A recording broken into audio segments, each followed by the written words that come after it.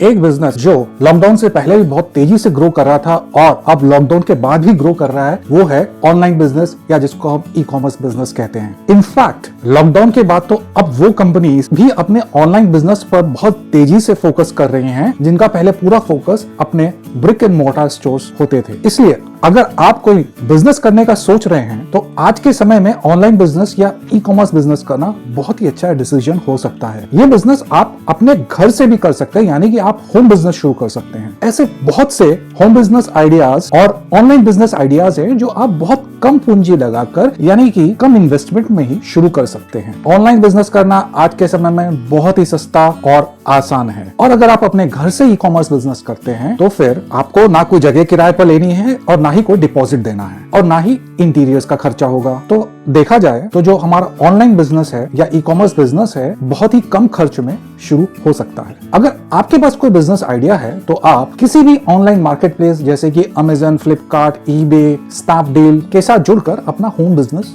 शुरू कर सकते हैं। और आप अपना ऑनलाइन या ई कॉमर्स बिजनेस कैसे किसी मार्केट प्लेस के साथ जुड़कर आसान स्टेप्स में शुरू कर सकते हैं, ये हम इस वीडियो में जानेंगे। हाय हेलो नमस्कार, मेरा नाम है सुमित और आप हैं मेरे चैनल SG फ्रेंचाइज एडवाइस पर। मैं एक फ्रेंचाइज कंसल्टेंट और ऑथर हूं और इस चैनल पर मैं बिजनेस और फ्रेंचाइजिंग से रिलेटेड यूजफुल इंफॉर्मेशन देता हूं। और अगर आपने मेरा चैनल अभी तक सब्सक्राइब नहीं किया है तो इसको प्लीज सब्सक्राइब करके बेल बटन को जरूर दबाइएगा। तो चलिए शुरू करते हैं आज का वीडियो और जानते हैं कि step number 1, decide budget for your online business. सबसे पहले बजट डिसाइड करना बहुत जरूरी है, क्योंकि ये आपकी लक्ष्मण रेखा है और आपको इसको पार नहीं करना है। ये बजट आपको जैसा ठीक लगता है वैसा हो सकता है। बजट डिसाइड करने का फायदा ये होता है कि आप वही बिजनेस आइडियाज देखते हैं जो आपके बजट में होते हैं। इससे आपका बहुत टाइम बच जाता है, क्योंकि ऐसा बहुत बार देखा गया है कि जो लोग बिना बजट के बिजनेस आइडियाज ढूंढना शुरू करते हैं और उनको कोई बिजनेस आइडिया पसंद भी आ जाता है, पर जब वो उस पर आगे बढ़ते हैं तब वो रियलाइज करते हैं कि वो बिजनेस तो उनके बजट से बाहर है। तब फिर उनको वो बिजनेस आइडिया ड्रॉप करना पड़ता है और इस तरह से उनका बहुत सा टाइम और कई बार तो टाइम और पैसा दोनों ही वेस्ट हो जाते हैं और उनको फिर से नया बिजनेस ढूंढने की प्रक्रिया शुरू करनी पड़ती है। तो इसलिए अगर आप अपना बजट डिसाइड कर लेते हैं तो आप अपना समय और पैसा दोनों बर्बाद होने से बचा सकते हैं। तो चलिए अब बढ़ते हैं अपने स्टेप नंबर 2 की तरफ, जो है generate business ideas for home business और ऑनलाइन बिजनेस। हर बिजनेस की शुरुआत एक बिजनेस आइडिया या एक से ज्यादा बिजनेस आइडियाज के साथ होती है। अगर आपके पास कोई बिजनेस आइडिया है तो आप ये स्टेप स्किप कर सकते हैं। और अगर आप होम बिजनेस आइडियाज या ऑनलाइन बिजनेस आइडियाज ढूंढ रहे हैं तो मैं आपको कुछ पॉइंटर्स या हिंट दे सकता हूं कि आप वो कैसे कर सकते हैं, जिसकी मदद से आप अपने लिए एक सूटेबल बिजनेस आइडिया ढूंढ सकते हैं। देखिए, बिजनेस आइडिया ढूंढने के 3 तरीके होते हैं। पहला, किसी भी एग्जिस्टिंग प्रोडक्ट से इंस्पिरेशन लेना। यहाँ पर सबसे आसान ये होगा कि आप गूगल पर या यूट्यूब पर ऑनलाइन बिजनेस आइडियाज या होम बिजनेस आइडियाज या business ideas 2020, Amazon business ideas ऐसे कीवर्ड्स के साथ सर्च करें और जो रिजल्ट आएगा उसमें आपको बहुत सारे बिजनेस आइडियाज मिल जाएंगे। दूसरा तरीका होता है कि जो आपकी हॉबीज हैं या स्किल्स हैं या इंटरेस्ट है उससे रिलेटेड आप बिजनेस आइडियाज शॉर्टलिस्ट कर सकते हैं। जैसे कि अगर आपकी ड्राइंग और पेंटिंग की स्किल अच्छी है तो आप प्लेन शर्ट पर कोई डिजाइन बनाकर उसको पेंट कर आप बेच सकते हैं। और तीसरा तरीका होता है कि जो भी एग्जिस्टिंग प्रोडक्ट हैं आप उसका एकदम ही अलग वेरिएंट लेकर के आ जाएं। जैसे कि अभी त्रिपुरा में बैम्बू की बॉटल्स डेवलप की गई हैं और वो बहुत बिक रही हैं, जो कि बहुत ही अलग आइडिया है। इसके बाद आपको जो भी बिजनेस आइडियाज पसंद आते हैं उनको आप शॉर्टलिस्ट कर लीजिए और फिर किसी भी ऑनलाइन मार्केट प्लेस में जाकर ये देखें कि आपके जो शॉर्टलिस्टेड बिजनेस आइडियाज हैं उनका कंपटीशन कैसा है, उनके कॉम्पिटिटर्स कौन है और जो आपका कंपटीशन है या कॉम्पिटिटर्स है जो उनके प्रोडक्ट्स है उनके फीचर्स क्या है, उनका क्या प्राइस है, और उसके हिसाब से आप अपने प्रोडक्ट आइडियाज पर काम कर सकते हैं। कुछ लोग प्रोडक्ट डिसाइड करते समय बेसिक मिस्टेक्स कर देते हैं और उससे उनका प्रोडक्ट नहीं चलता है। कोई प्रोडक्ट डिसाइड करने का तरीका क्या है और उसमें क्या गलतियां नहीं करनी चाहिए, उस पर मैंने एक वीडियो बनाया है जिसका लिंक आपको ऊपर मिल जाएगा। आप वो वीडियो देखकर वो गलतियां करने से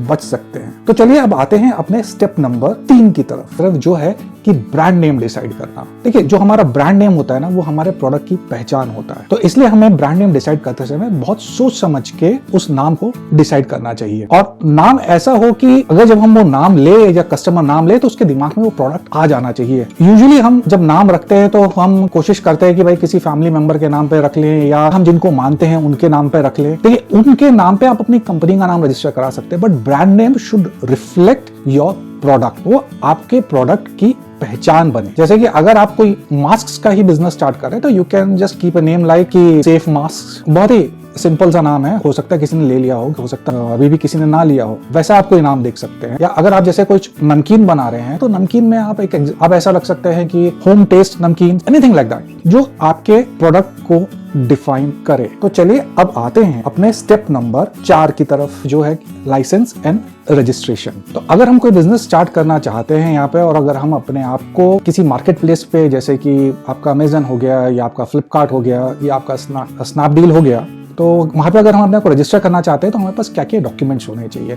जो सबसे इंपॉर्टेंट डॉक्यूमेंट है वो है पहले तो हमारा जीएसटी होना चाहिए, जीएसटी नंबर होना चाहिए। उसके बाद अगर हम कोई खाने का ले रहे हैं, कोई प्रोडक्ट कर रहे हैं, तो हमारे पास एफएसआई का लाइसेंस होना चाहिए। उसके बाद हमारे पास अपना पैन कार्ड होना चाहिए, और फिर हमारा एक फोन नंबर और ईमेल आईडी लगता है। ये सब कुछ चीजें हमारे पास होनी चाहिए। इसमें कोई बहुत लंबा तामझाम नहीं होता है, बहुत ही सिंपल प्रोसेस होता है, और आप बड़े आसानी से ये रजिस्ट्रेशन हासिल कर सकते हैं। तो चलिए अब आते हैं अपने स्टेप नंबर 5 की तरफ, associate with the market place. मतलब कि हम अपने आप को कैसे मार्केट प्लेस के साथ एसोसिएट करें, जैसे कि अमेजन है या अगेन स्नैपडील है या फ्लिपकार्ट है या ईबे है, तो उनके साथ हमें एसोसिएट होना पड़ता है। तो एसोसिएट होने के लिए क्या करना पड़ता है, हमें उनकी वेबसाइट पे जाना होता है, और वहां पे जाके जो उनका होम पेज होता है वहां पर एक हेडिंग होगी समथिंग लाइक कि how to associate with us और एसोसिएट विद अस, कुछ इस तरह का। वहां जाके हमें अपने आप को रजिस्टर करना पड़ता है। आपकी सुविधा के लिए मैं नीचे डिस्क्रिप्शन बॉक्स में अमेजन का जो यूट्यूब चैनल है, उन्होंने इस पर एक वीडियो बनाया हुआ, उसका लिंक दे रहा हूं, आप देख करके उसको समझ सकते हैं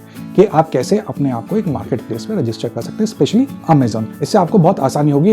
एंड ये कोई बहुत लंबा चौड़ा काम नहीं है, कुछ स्टेप्स की वो बात होती है, डॉक्यूमेंट्स अपलोड करने होते हैं एंड आपका रजिस्ट्रेशन हो जाता है। तो अपने नेक्स्ट पॉइंट की तरफ बढ़े, उससे एक छोटी सी रिक्वेस्ट है, अगर आप यहाँ तक मेरे साथ आए हैं तो उसका मतलब आपको वीडियो अच्छा लग रहा है, और अगर आपको वीडियो अच्छा लग रहा है तो उसको प्लीज लाइक एंड शेयर जरूर कर दीजिएगा। तो चलिए अब आते हैं अपने स्टेप नंबर 6 की तरफ, आपकी वेयर हाउसिंग और कुरियर सर्विस क्या होगी और कैसे होगी। देखिए यहाँ पे 2 ऑप्शन होते हैं। अगर हम वेयर हाउसिंग की बात करें, मतलब जो आपने माल बनाया वो आप कहाँ रखेंगे, तो ये माल आप अपने घर पे भी रख सकते हैं, और अगर आप जैसे सपोज करें अमेजन के साथ एसोसिएट हो रहे हैं तो आप उनके वेयर हाउस में भी रख सकते हैं। वहां पे डेफिनेटली वो आपसे कुछ चार्जेस लेते हैं। Same thing is about couriers. कुछ एरियाज हैं जहां पे अमेजन का कुरियर सर्विस है, वो आके आपसे माल पिक कर लेते हैं, और कई ऐसे एरियाज हैं जहां पर उनकी सर्विस अवेलेबल नहीं होती, तो वहां पे आपको थर्ड पार्टी के साथ भेजना पड़ता है। ऐसे ही बाकी जो मार्केट प्लेसेस के ब्रांड्स है, जैसे कि फ्लिपकार्ट, स्नैपडील, ईबे, उनके साथ होता है। हर कंपनी का एक अलग प्रोसेस होता है, जो आपको जिसमें भी आप इंटरेस्टेड हैं आप उनके साथ जा करके देख सकते हैं। तो चलिए अब आते हैं अपने स्टेप नंबर 7 की तरफ, अपने प्रोडक्ट की प्राइसिंग। जी हाँ, प्राइसिंग हमने अभी तक डिसाइड नहीं की। प्राइसिंग क्यों नहीं डिसाइड की थी, क्योंकि इसमें बहुत सारे फैक्टर्स हैं। तो चलिए इनको हम जरा समझते हैं। देखिए, प्राइसिंग डिसाइड करते समय सबसे पहले तो हमारे पास होता है कि हमारी इन्वेस्टमेंट कॉस्ट कितनी है, वो हमें एक चीज को ध्यान में रखना होता है, क्योंकि हम घर से कर रहे हैं, अगर छोटा काम करने की सोच रहे हैं तो बहुत ज्यादा इन्वेस्टमेंट नहीं होगी, बट फिर भी जो भी इन्वेस्टमेंट है वो एक चीज होगी हमारे लिए। दूसरी है कि जो हम मटेरियल यूज कर रहे हैं, रॉ मटेरियल बनाने के लिए, उसका खर्चा क्या, उसकी क्या कॉस्ट आ रही है। देन जब वो बन रहा है तो उसमें लेबर कॉस्ट कितनी आ रही है। फिर आपके लिए आ जाता है कि मार्केट प्लेस के वेयर हाउस में अगर आप वो अपना प्रोडक्ट रख रहे हैं तो वहां पे जो आपको चार्जेस लगेंगे वो आपको देने पड़ेंगे, प्लस जो आप कुरियर करेंगे, कुरियर की कॉस्ट आपको ऐड करनी पड़ेगी। साथ ही में जब आप कोई माल बेचते हैं किसी भी मार्केट प्लेस में, दे चार्ज यू कमीशन, तो आपको वो कमीशन रखना, ध्यान में रखना पड़ेगा, आपको अपनी कॉस्टिंग में ऐड करना पड़ेगा, प्लस आपको अपना प्रॉफिट भी ऐड करना पड़ेगा। तो ये सब कुछ कॉस्ट होती हैं जिनको आपको ध्यान में रखना पड़ेगा अपने प्रोडक्ट की प्राइसिंग डिसाइड करते समय। यहाँ पे जो लोग गलती करते हैं वो आप मत करिएगा। शुरू में लोग बहुत एग्रेसिव प्राइसिंग रखने की कोशिश करते हैं, क्योंकि अगर आप बहुत एग्रेसिव प्राइसिंग रखेंगे तो आप कुछ कमाएंगे नहीं। अगर आप कमाएंगे नहीं तो आपके पास डेफिनेटली बिजनेस करने का मोटिवेशन नहीं आएगा। ठीक है, फॉर अ शॉर्ट टर्म हो सकता है, महीना 2 महीना एक कस्टमर्स को ट्रायल के लिए, that is okay, but it can not be your medium term और इवन लॉन्ग टर्म स्ट्रेटेजी। 8वां पॉइंट जो कि बहुत इंपॉर्टेंट है वो है इंश्योरिंग गुड रिव्यूज। देखिए, जब भी हम कोई अपना प्रोडक्ट मार्केट प्लेस पे हम रजिस्टर कर लेते हैं तो उसके बाद ये हमारे लिए बहुत जरूरी हो जाता है कि हम ये इंश्योर करें कि वहां हमारे प्रोडक्ट के रिव्यूज हो, और जितने रिव्यूज होते हैं डेफिनेटली उतना ही कस्टमर्स को कॉन्फिडेंस आता है वो प्रोडक्ट लेने में। तो बिगिन विद हम अपने फ्रेंड्स, फैमिलीज, रिलेटिव, उनको हम इन्फॉर्म कर सकते हैं कि यार हमने ये नया बिजनेस स्टार्ट किया है और we are on Amazon, kindly order our product. तो जो वो प्रोडक्ट ऑर्डर करेंगे तो उनको रिक्वेस्ट करिए कि भाई please leave a comment for us. तो अगर आप सपोज करिए पहले महीने में भी 25, 30, 40 ऐसे कुछ कमेंट्स अगर आपके प्रोडक्ट के लिए आ जाते हैं और वो ज्यादातर पॉजिटिव होते हैं, तो डेफिनेट जो भी मार्केट प्लेसेस होते हैं वो भी एआई मतलब आर्टिफिशियल आर्टिफिशियल इंटेलिजेंस पे चलती है, तो उनके एल्गोरिदम को भी लगता है कि यार ये प्रोडक्ट बिक रहा है, इसके अच्छे रिव्यूज आ रहे हैं, तो let me show it to more people. तो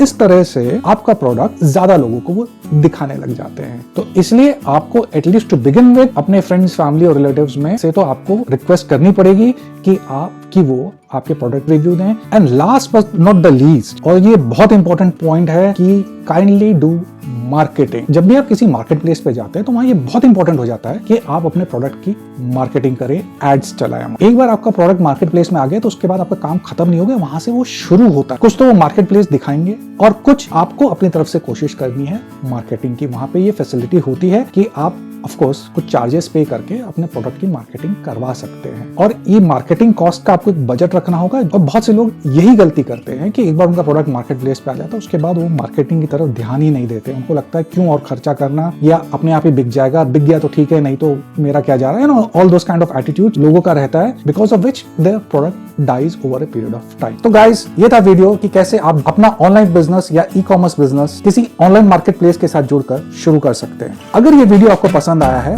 तो इसको लाइक एंड शेयर जरूर कर देना। See you next time, till then stay home, stay safe.